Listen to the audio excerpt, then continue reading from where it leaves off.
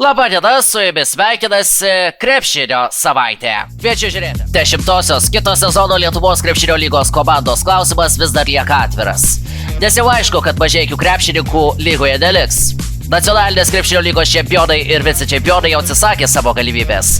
Gargždų klausimas lieka atviras. Tuo metu portalas krepšinis.net gegužės 13-ąją paskelbė, kad tarp pretendenčių minėtas Kauno rajono Omega Tauras LSU klubas taip pat ištarė ne lygos prezidentui Remigijui Milašiui. Šį sezoną nacionalinėje krepšinio lygoje rungtyniavusi Kauno rajono Omega Tauras LSU turėjo daugiau nei 200 000 eurų biudžetą. Tad iki minimalios LKL 800 000 eurų ribos trūksta didelės sumos. O toliau laidoje keliamės į LKL reguliaraus sezono finišo tiesiosios reikalus. Pirmosios vietos reguliariajame LKL sezone klausimas buvo, galima sakyti, išspręstas rungtynėse Jonavoje, kai Sibet krepšininkai priėmė lygos lyderių Žalgirio krepšininkus.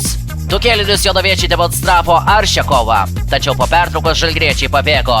Ir galutinis rezultatas 91-81. Šis rezultatas paskelbė 27-ąją iš eilės kauniečių pergalę BetSafe LKL pirmenybėse. Kauniečius į priekį šioje dvikovoje vedė 15 taškų pelnęs Silvanas Francisko.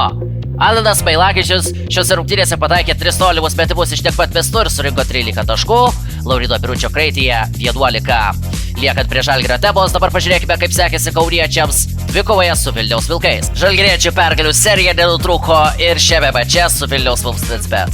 Pergalė buvo pasiekta 89-75. Kauniečiams trūksta vos vieno laimėjimo, kad pakartotų geriausią klubo pasiekimą Lietuvos krepšinio lygos istorijoje. Ir tą pergalę kauniečiai galės pasiekti jau gegužės 18 dieną dvikovoje su kita sostinės komanda Rytu. Ignas Brazeikis nugalėtojų gretose pelnė 14 taškų. Silvanas Francisko atsekėjo 13, Alanas Mailakičius 12, Braitas Dastas 10. Tačiau neišgelbėjo Antony Kavadas, kuris šioje dvikovoje pataikė 4 metimus iš 11. Bet vis tiek surinko 16 taškų, o 10 pridėjo Marekas Blaževičius.